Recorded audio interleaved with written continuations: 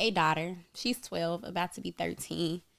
And I remember when she was a baby, I kind of had a disagreement with my daughter's father and his mother about her hair.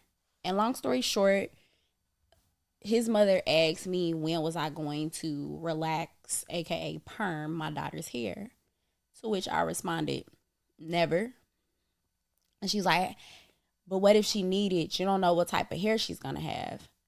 And I was like, I don't care. She's gonna embrace whatever type of hair she has.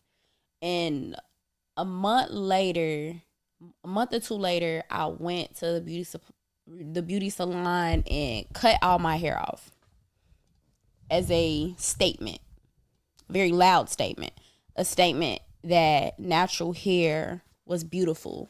Hair was beautiful in its natural state, and that societal norms were not going to control how I viewed or accepted my natural hair.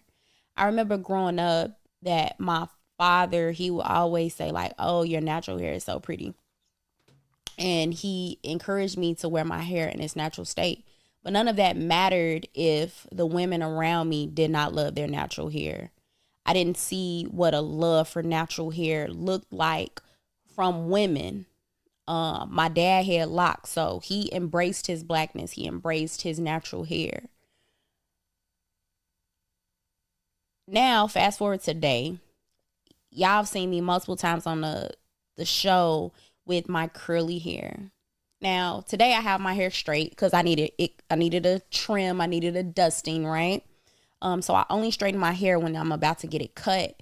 But I bring up the conversation of hair because sometimes the conversations around hair and your love for your hair are deeper than just the love for your hair.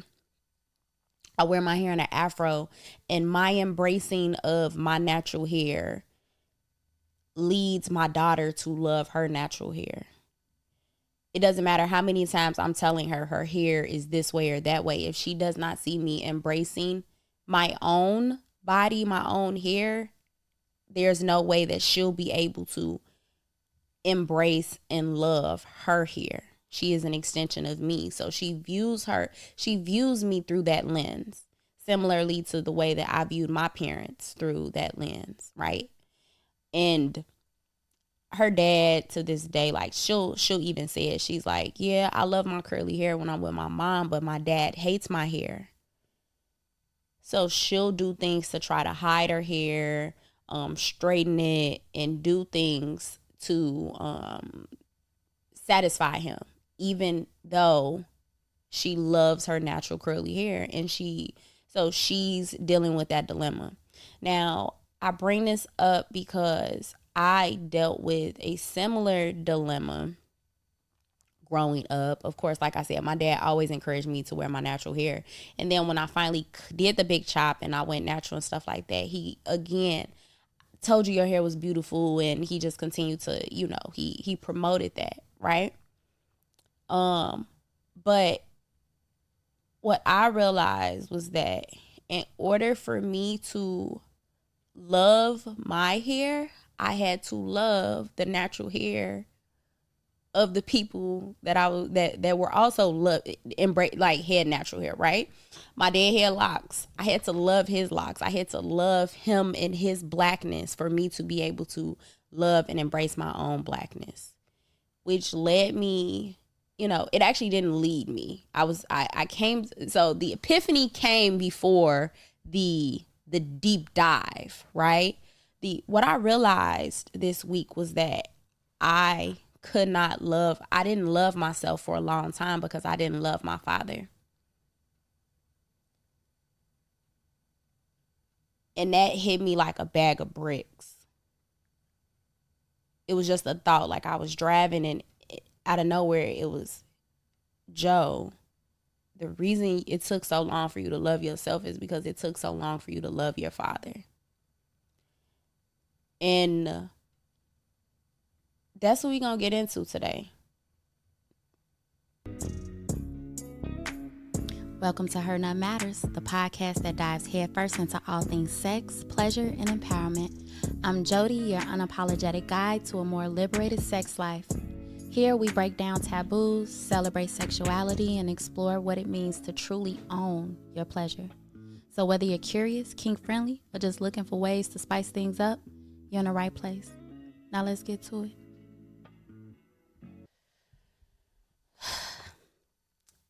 So I want to say back in 2018, I bought a book called Love. And literally, I have it right here. It's by Leo Buscaglia. And I read it back in 2018, and it really kind of shifted my ideas about what love is, what's not love, but we often categorize as love or masquerade as if it's love, but it's not. And years later, because like I said, I read this back in like 2018, 2019, around that time. So before I set out on this journey of self-discovery. And I think now I'm going to revisit the book. I'm going to read it with new eyes, new understanding, new knowings about myself, new realizations about myself. But I want to talk about something that is honestly the dark side of realizing or understanding what love is. And I think it's important to talk about this now more than ever, considering the fact that what we're seeing on social media, in the news, what we've seen historically, what we have seen in just and it's like I can't even say recently because this is nothing new, right? What we see is the constant reiteration that men don't love women. And not only do men not love women, but a lot of us do not love ourselves. And it's painfully obvious. And so let me kind of talk you guys through my thought process this week, because this week I had a revelation, an epiphany about myself. And it kind of like knocked me over the head. And so what I realized is that I was incapable of loving myself if I did not love my father. Now, let's kind of backtrack. Jody, why you talking about your daddy in the context of this, right? So some of you guys know this. Some of you may not know this. I lost my father last year, 2023. And I lost him 2 weeks before we went on tour. We went on tour with Battle of the Sexes. We went to Atlanta. We went to St. Louis. We went to New York. We were traveling. And I lost my father 2 weeks before going to Atlanta. So if y'all were at the Atlanta show and y'all saw me perform, I had literally just lost someone that was my best friend. Lost him, right? But I kept going. I kept pushing through it, right? And I feel like a lot of times Black women have that task of pushing through things regardless of how much it hurts. And I think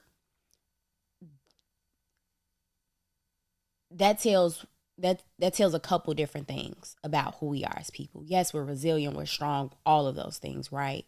However, I don't think we have room to be any other way, which can be exhausting.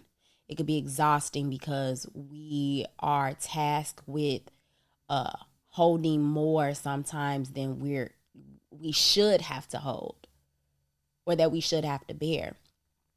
But my revelation this week was that I I could not begin to love myself if I did not love my father. So what does my father have to do with me loving myself, right? My earliest memories of my father, because my mother and father broke up when she was still pregnant. So I didn't meet him until I didn't meet my father until I was maybe 4. So I went the beginning of my life, the earliest memories that I have were not like, I remember meeting my father. Like, I remember that. I remember there was an instance where my mother brought me to my father's house, and I remember him like saying, "Do you know how to fight?" So I remember him putting his hands up and saying, like, "This is how you punch, this is how you jab." I was a toddler, a kid, right? Like, I'm like 4 or 5. And I remember him saying, "Okay, I know you're a girl, but you have to know how to defend yourself." So I've always kind of like, I don't think I've ever really had an opportunity to be a girl. And I'll go into what I mean by that, right? There was never a situation where I'm like, I never felt like a daddy's girl. Never felt that. The experience, or the experience that a lot of women and girls have in terms of that relationship to their father, where it's like, oh, I'm gonna call my dad and I'm gonna do this and I'm gonna do that, and he treats me like a princess. I never had that. I don't know what that feels like. That was not my experience. My experience was that of 2 teenage parents that left, like, okay, my mom is pregnant. She leaves school because she doesn't want to see my dad anymore. She was only a couple months before graduation. So she got pregnant in like February. I'm a Scorpio. Like, she wasn't due with me until November 7th. This is your senior year. You get pregnant. You leave school 2-3 months before graduating. You weren't even all the way at a point where you could begin the show. She leaves school. Does not graduate. Has me. I don't meet my dad until, like I said, I'm like 4, maybe 5. Still very young. I'm still not consistently around my dad. I remember meeting him. I don't remember it being like, okay, now that he's around, you're gonna be going over there every weekend. I don't recall it that way. I recall seeing him on some weekends. I recall overhearing the arguments about him wanting to file me on, as a dependent on income taxes, and her saying, "You have no right." I remember those arguments. I remember my dad coming to pick me up in the Robert Taylor projects, and I remember feeling a way behind, at the time, my stepdad, who, and I'm using air quotes because I don't really like to refer to him as such, considering the fact that he was my abuser. So but at the exact same time, that's what he was. So regardless of the abuse that took place, my stepdad was the father that I knew for as long as I could remember. So before I knew that I had a different father, because I was not even aware of that. I was not aware of the fact that my siblings' dad was not my dad. I was not aware of that until I was made aware of that. I recall my dad picking me up and me saying bye to everyone, but me refusing to call my stepdad dad in front of my father, in front of my real dad. I remember my mother yelling at me for that, saying how my stepdad was still my dad, in that I still owed him that respect, and I owed him this and I owed him that, because he was taking care of me. Mind you,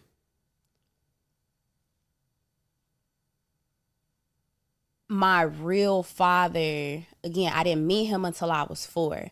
Now, I can only comment on what I experienced, right? Because of course, them baby mama drama, baby daddy drama, them not seeing eye to eye, the story it's fuzzy. It's going to be fuzzy and here's the thing. My dad is not here to tell his side of the story anymore. But before he passed, we had multiple conversations, and he told me in the best way he could his side of the story. So I can only tell you guys what he told me, and then what I remember knowing about the situation growing up with my mom and her side of the story. And then also I remember what I experienced. And so, of course, that within itself, me acknowledging that I am the only sibling that doesn't have the same dad. I have a different dad. He's coming to get me sometimes on the weekend, but any other day of the week, I have to call this other man dad, who is taking care of me, but is also my abuser. And so what I saw as the foundation of relationships with the adults in my life, there were never really healthy relationships formed there.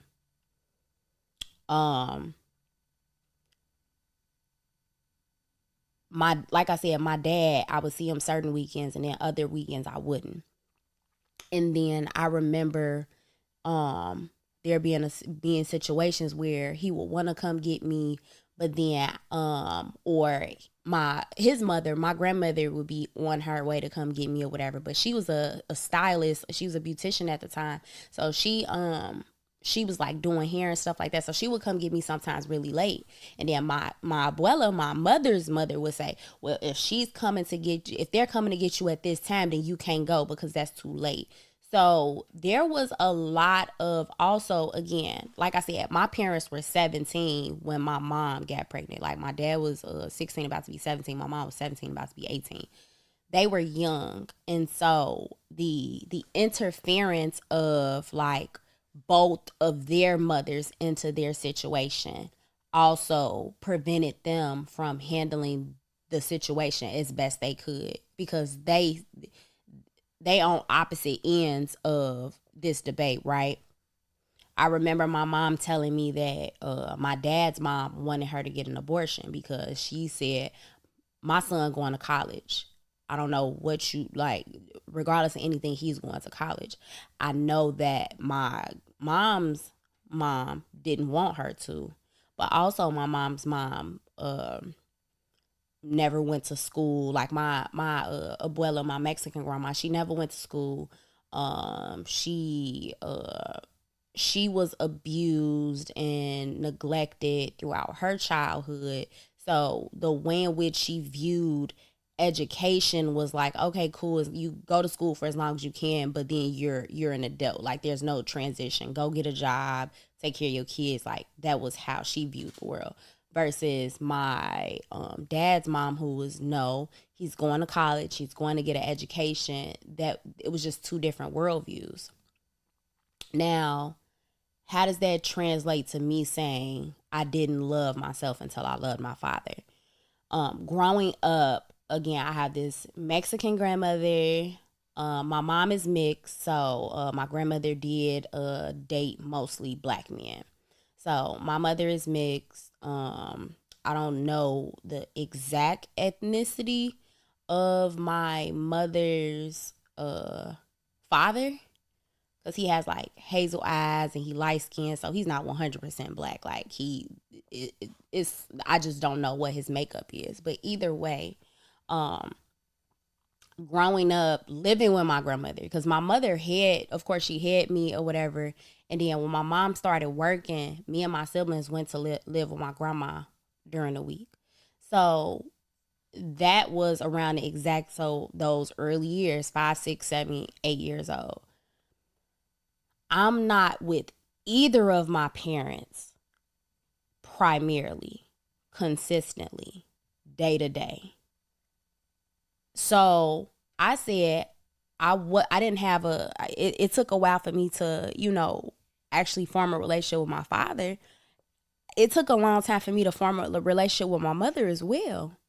Like, I think about the type of mother I am, and every day I know where man is sleeping. I know where they, I know all that.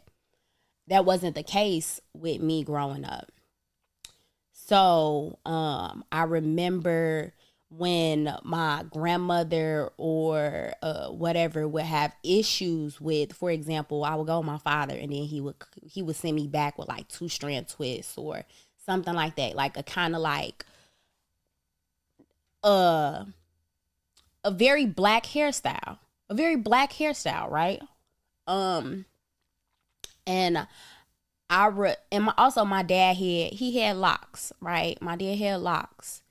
And I remember overhearing some of the very racist things that my grandmother would say. She would say things about like, oh, his black ass this and yada yada yada. She would speak very negatively about my father. I don't recall my mother growing up. I don't recall my mother or my grandmother. Mind you, these are the primary women in my life that are raising me, right? I'm with my grandmother during the week. I'm with my mother on the weekend. I don't recall a lot of positive talk about my father. So what does that do to a child when you send there's a lot of negative self-talk. There's a lot of negative talk about this child's father, and then you're sending her with him. So now I don't feel comfortable to even be like, oh, well, I don't know how to interact or develop a relationship with someone where the people that are taking care of me don't like this person, hate him, right? But I'm a part of him. By extension, I'm a part of him, right? Because he helped to create me. So for you to hate him, do you also hate me? So that's one layer. On the other end is that now I have all of these identity issues, right? So we're not going to, and there's layers and layers to the self-identity issues that I had to struggle with growing up. But I recall blackness as something to not be proud of, because again, my grandmother, who is Mexican, is who I'm in the house with. That's who I live with primarily. And then my mother, who is also not 100% black. Of course, she's still dating black men and she has black children, etc. But I also know that my Mexican grandmother did not speak positive about her father. So that within itself is kind of breeding this kind of like, oh, when you cannot love what you come from, how can you fully love who you are, right?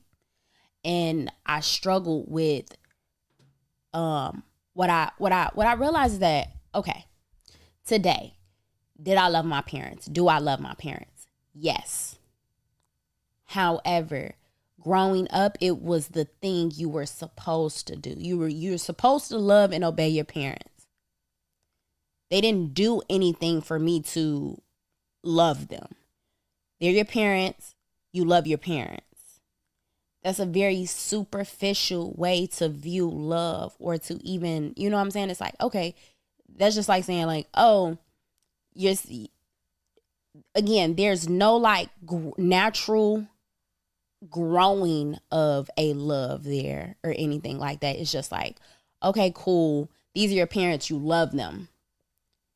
Like, I wouldn't be able to tell you a reason why I love them if I had to go back to, like, oh, the 10, 11, 12-year-old version of myself, right? It's like, okay, I love them because they take care of me. No, I need them to take care of me. That's not the same. It's not the same as saying you love someone, right? Outside of my dependence on them,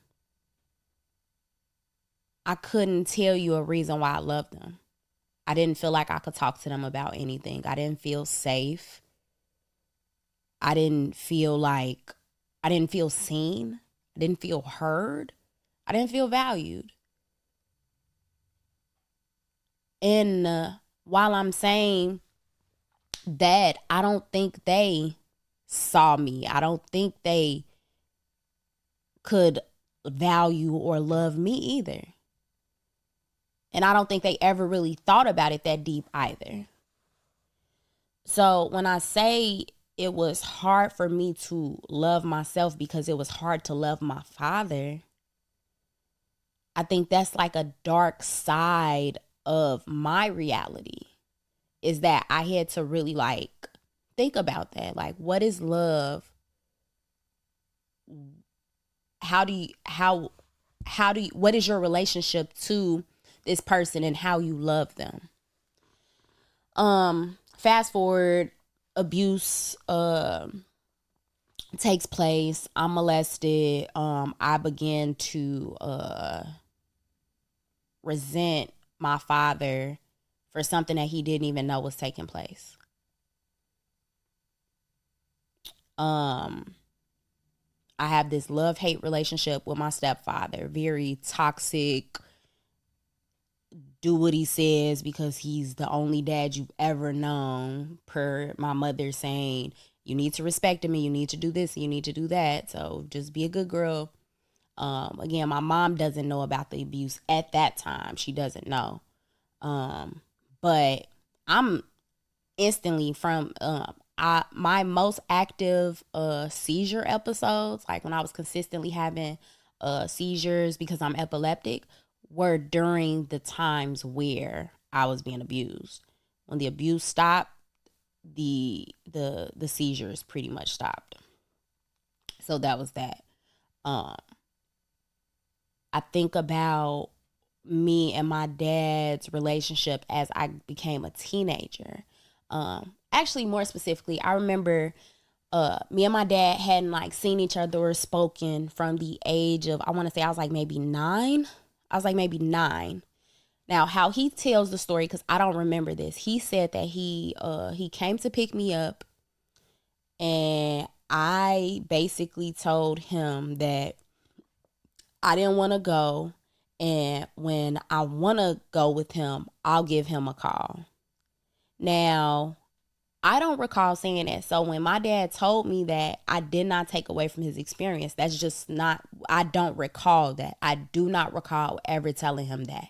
However, being a 9-year-old child, I would not be surprised if I said something like that as a symbol of loyalty to my mother, as a symbol of, oh, well, if I have to choose between parents, I'm going to go with my mother. I'm going to support and rock with my mother.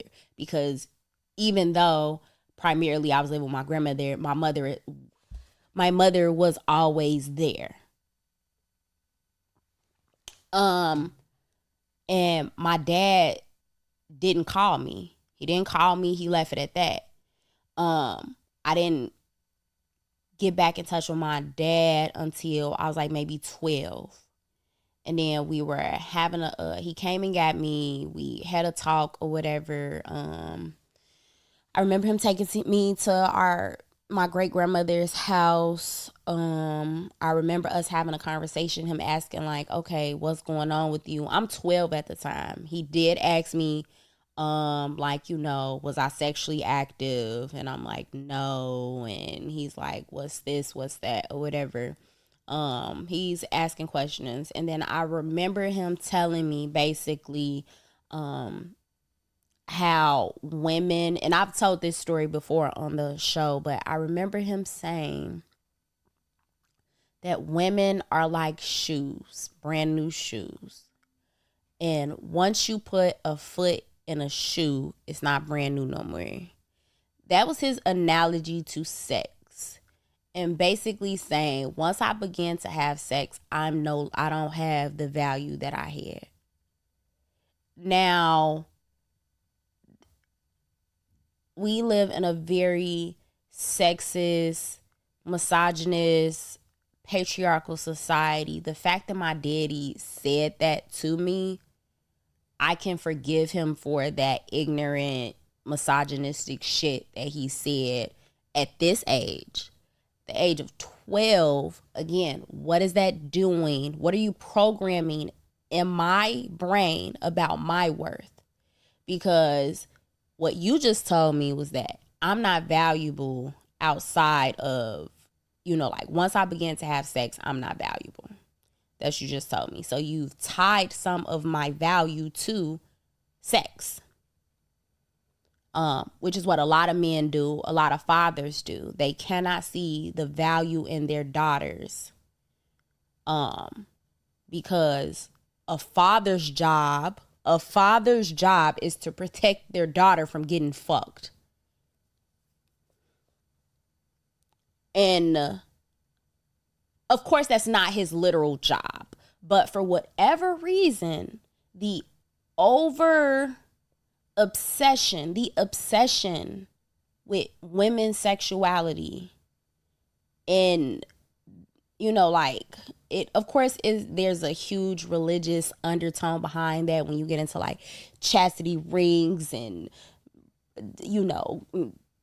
men giving their daughters this ring as a sign of purity and all that other ritual religious shit, like that. I'm not even gonna go off into that. I'm only gonna speak about what the way in which my relationship to my father has had a huge impact on how I've been able to express love, how I've received love, and how I've actually conceptualized or perceived love. So I remember that conversation. I remember us having that conversation, and I know that his heart was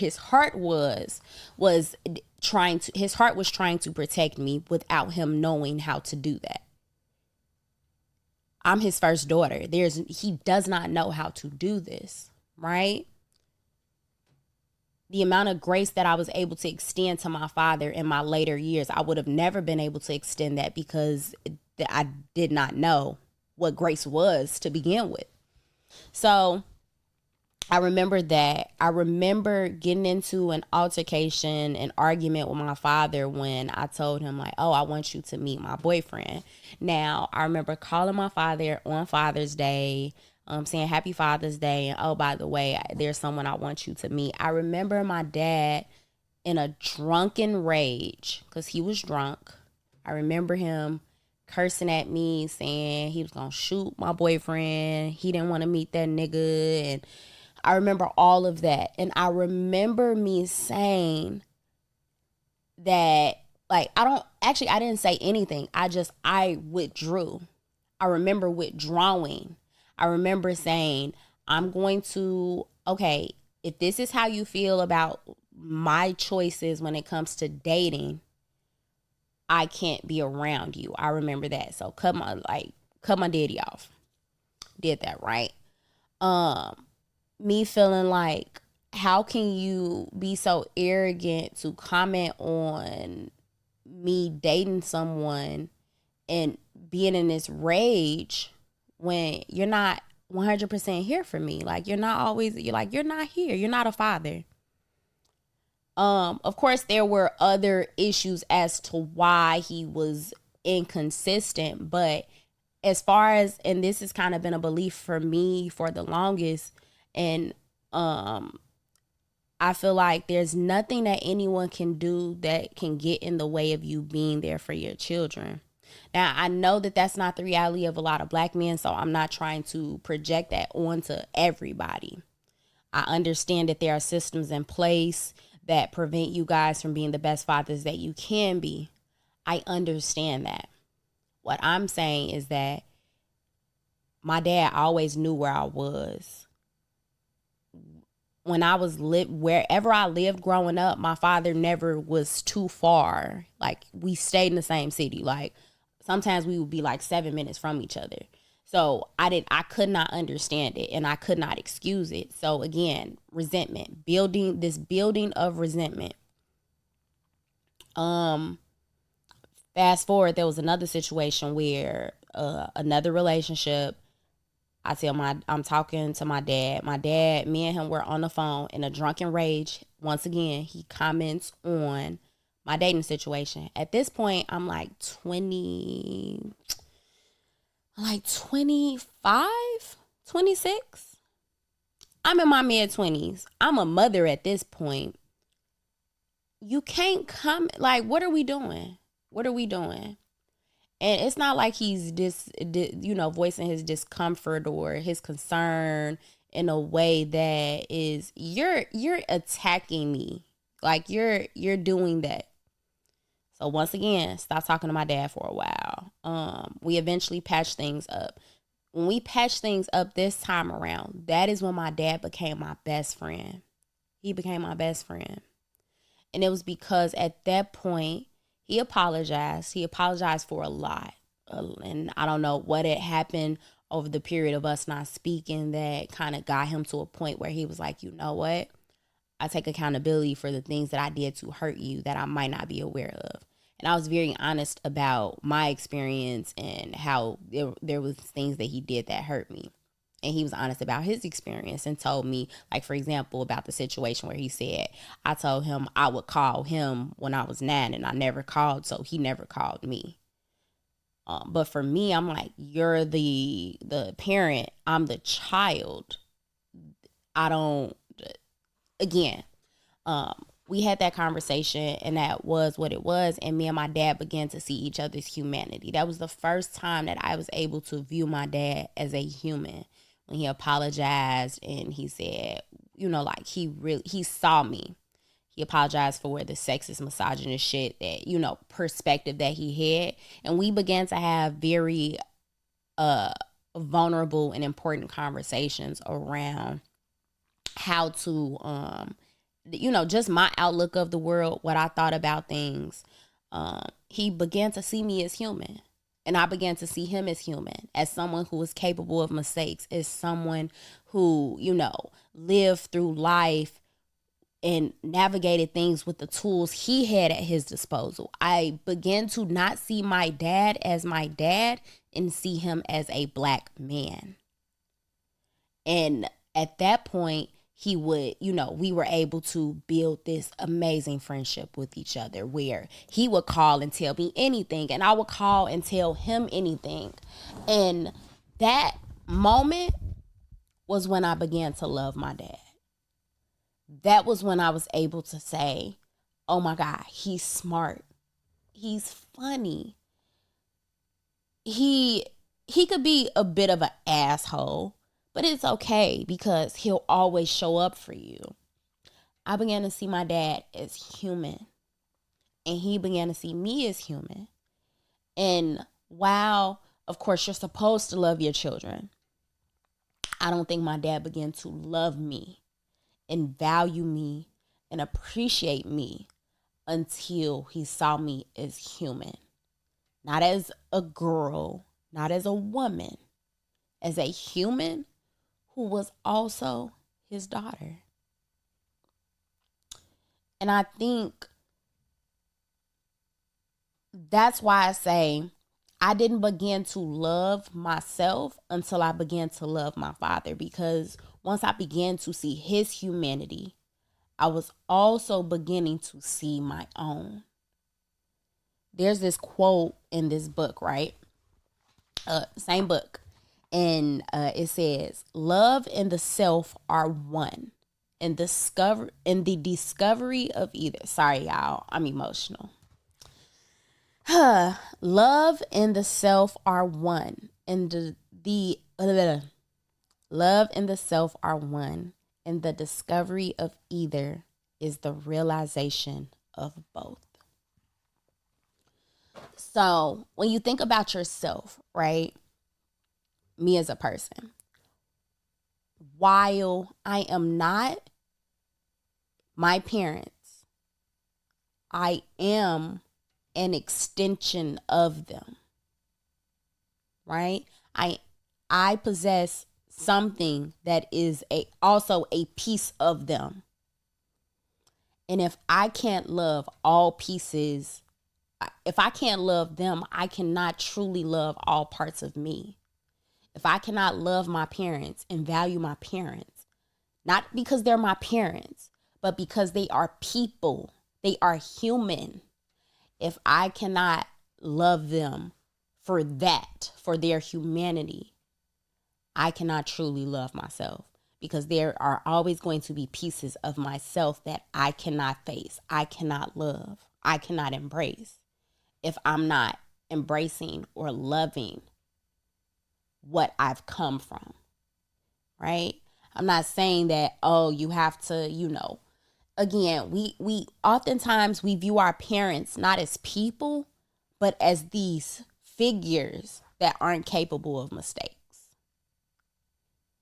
And once we're able to stop idolizing our parents, right?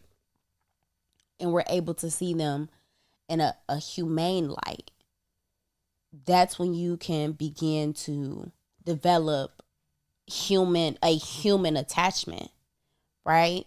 We create a lot of unhealthy attachments with people, and it started with our unhealthy attachments to our parents.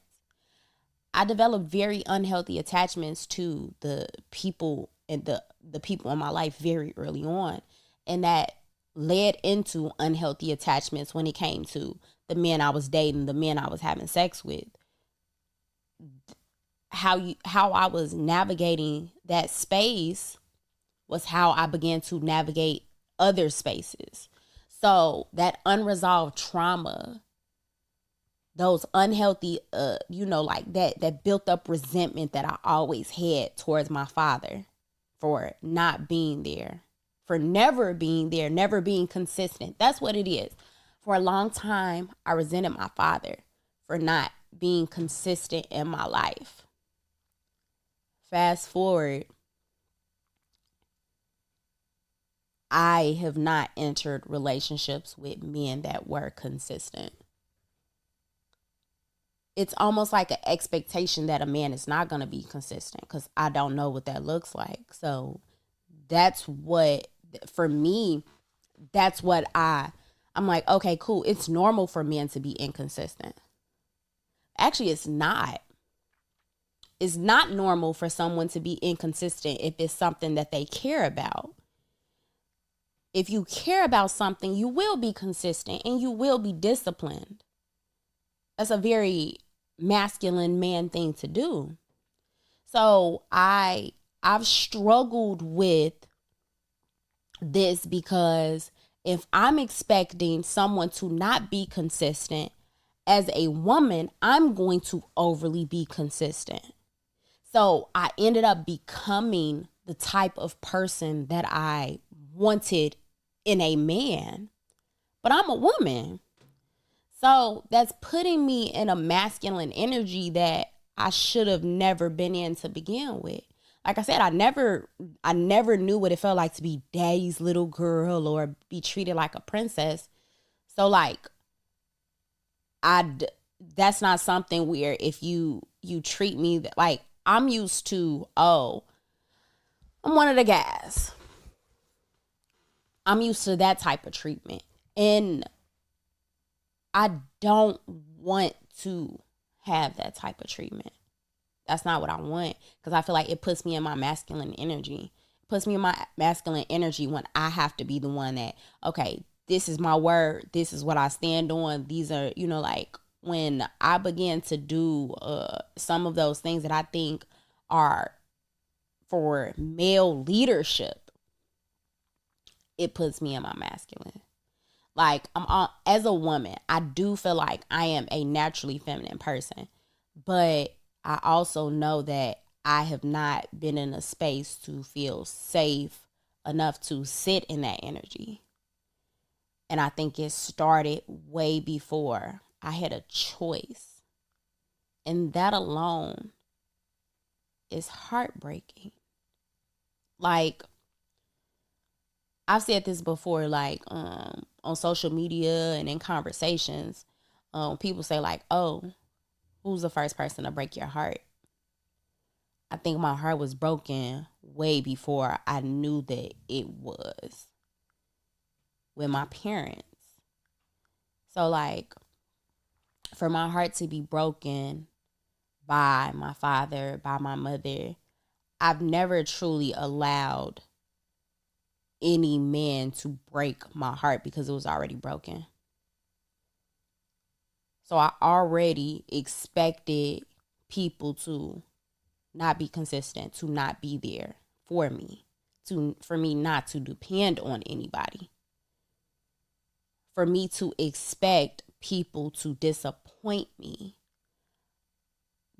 That was my view of the world. Like, people will disappoint you. And so nothing ever truly surprised me. Of course, I've gone through breakups. My feelings have been hurt, for sure. But I don't think that will ever, like, anything I've experienced when it comes to a relationship didn't have anything on the heartbreak of the fact that I felt like I wanted a stronger relationship with my father that I didn't begin to get until we saw each other's humanity. And 3-4 years in, now he's gone. And so for me, the true heartbreak comes from the fact that my heart was broken early on in my childhood, and I finally got to a point where that heartbreak was healing because me and my dad were seeing each other's humanity and literally growing a relationship. And then he's gone now.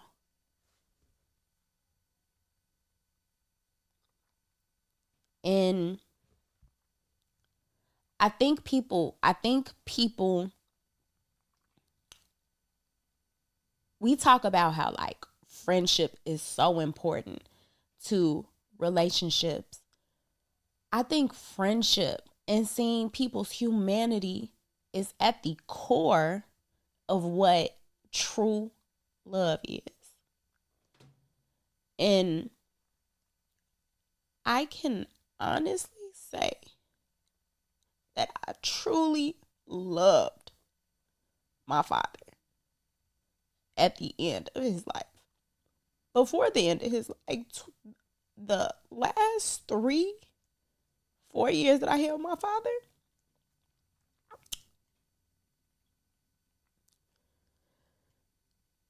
it was amazing. But what hurts is that it was only 3-4 years. And that's the part that hurts. Ironically so, it aligned directly with the work I was doing with myself. So remember when I told y'all, oh, I didn't set out on this whole self-discovery journey until I turned 30, right? I was 29 turning 30. That was when I was literally navigating I was in discovery mode, right? So me and my dad, relationship is on the up and up. I'm learning more about myself. That energy was across the board in everything that I did. And so I'm seeing his humanity. I'm seeing my own humanity. I'm exploring my own humanity and what makes me, me, what is satisfactory to me, what is pleasurable to me. I was beginning to love myself as I was beginning to love who I came from. And of course, as a Black woman, I don't get the luxury to separate my Blackness from being a woman, right? And if the ultimate symbol of blackness in my life is my father, and it took me a long time to love my skin, my body, who I am as a person. It took me a while to be confident and secure in my own body. And I don't think I would have ever been able to do that if I didn't also see my dad's humanity, see his blackness as good, as human, see him as a black man who is worthy of being loved. Because if I can love him, of course I can love myself. And so I think that's why, again, it hurt double, triple as much, because I feel like there was so much more that I needed from him. Because that relationship was new.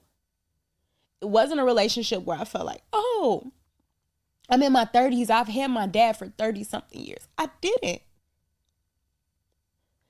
So my daddy issues run deep. And I know sometimes y'all like, well, if you know, like, well, of course y'all have that context now, but I would talk about how I got daddy issues all the time and then turn around and tag my daddy in a funny status. On the outside looking in, y'all probably like, how the hell you got daddy issues and you and your daddy like this? That was new. We had built that. We had gotten to that point. We were like, we began to know each other like best friends. And so my daddy issues were in the fact that I didn't see his humanity and therefore could not see my own. If you can't see somebody's humanity, you can't value them. And if you can't value them, you can't possibly love them. So, a part of me feels grief and guilt, of course, because I wish I had come to this realization sooner so that I could have loved him a little longer and in turn loved myself a little longer. In a world where so many men hate women, in a world where so many men are conditioned to not see the value or the humanity in women, I think it's important now that ever, like more than ever, for women to begin to see ourselves as human, see the men in our lives or that we come from as human beings, with the hopes that they too will begin to see our humanity. I feel hurt and sadness for any woman or girl who has to deal with the absence of their father. Because whether we want to admit it or not, the role, that space that a father occupies is important. Now, if that father is devaluing you and doesn't see your humanity, that's going to have a huge impact on your life, versus a father that sees you as human and loves you because you are a human being who just so happens to be his daughter. A true love, that is how you learn how to develop healthy relationships and love. I feel like anything that is built from that pureness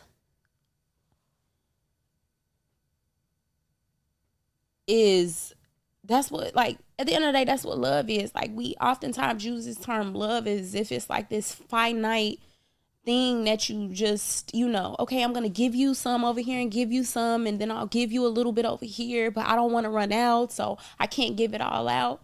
But when you are able to see people's humanity, and then you also know that love is not in scarcity, that you can give as much or as abundantly as you want when it comes to love, then you're able to love freely, right? You're able to truly be yourself. You're able to truly, like, I love you and I love myself even more because I love you. And I can see myself in you, and I can also appreciate the way in which we're different, but we're still human. Like, all of that, I think, is what we need right now. We need that. It's heartbreaking when people reduce you to what you can do for them. Like, I think about the conversations around women not having any value but behind, outside of sex, cooking, cleaning. Like, those are actions, right? Being not being of value beyond the actions that you're able to commit. Never mind the fact that men could just have sex with men and then y'all could just take us out the fucking equation. Never mind that. But reducing a woman to what she's capable of doing for you is no different than when women reduce men to what they are capable of doing for them. For example, when I say, okay, men ain't good for nothing but paying bills and fighting my battles, that means that I'm reducing you to your primal protective ability. And I don't see your humanity either. I can't love someone that I don't see as human. So the takeaway with this is that I hope you guys begin to evaluate the relationships that you have, the most important relationships that you have. And the most important relationships that you guys have is with your parents. And once you're able to unpack the trauma there, then you'll be able to grieve that trauma so that you can heal that trauma, so that you can shift your mindset and truly live in a liberating way. Because again, those early traumatic relationships that we have with like our parents, and any shit that may have clouded our view of the world, it shows up in the bedroom. It shows up in our relationships. I can easily tell that part of the reason that sex didn't mean nothing to me is because of how I viewed myself as I related that in relation to a man. Because isn't this my value anyway? And that started way before I even had sex. So, oh yeah, I know this was probably a lot for some of you listening. Some of you might have been triggered. Some of you are like, what the hell, Jody? What a joke set. But with this new rebrand, I want us to get more vulnerable, and I want us to be more real and authentic. And what comes with that is taking a look at the dark side of conversations that we don't want to address, because it does trickle into how we show up as sexual pleasure-seeking people. And so I know my daddy issues be showing up in relationships, in a bedroom. I know they do. But also I know that they have in the past, and I know they continue to do so. But I know that the person that I am today is a very different person than who I was 5-10 years ago. And so, yeah, I will say this. I miss the fuck out of my dad. I miss him real bad. Because like I said, we had became best friends. And so it hurts to lose your best friend. That's something else we don't talk about, how losing your best friend hurts damn near more than other types of heartbreak. And the fact that my best friend just so happens to be my father. Just so happened to be my father. I even hate talking about him in the past tense. But I think, and I've said this already, the takeaway is that seeing someone's humanity is the key to love. Being a friend is the key to love. Giving grace, all of that ties into seeing someone's humanity. Only until you see someone's humanity can you value them. And after you value them as a person, can you achieve true, pure love. So yeah, that's all I got for y'all today. I don't know when I'm gonna drop this episode. I might release it tonight just on some like I needed to get this shit off. But I hope that you guys enjoyed this heavy, emotional ass episode. Share with somebody that you think could relate. And make sure y'all continuing to like, subscribe, review the show. Like I said, with hernutmatters, it's all about really digging deep, prioritizing the beauty of femininity and pleasure in the female body and all those things, and making sure we all know that we matter, women matter. So yeah, let's keep experiencing pleasure one nut at a time. I'll see y'all later. Thanks for tuning in to Her Nut Matters. If you enjoyed today's episode, don't forget to subscribe, rate, and share the pleasure with others. Follow us on Instagram at Her Nut Matters to stay updated on everything we have going on. Remember, pleasure is power. Go out there and own yours. Catch you next time.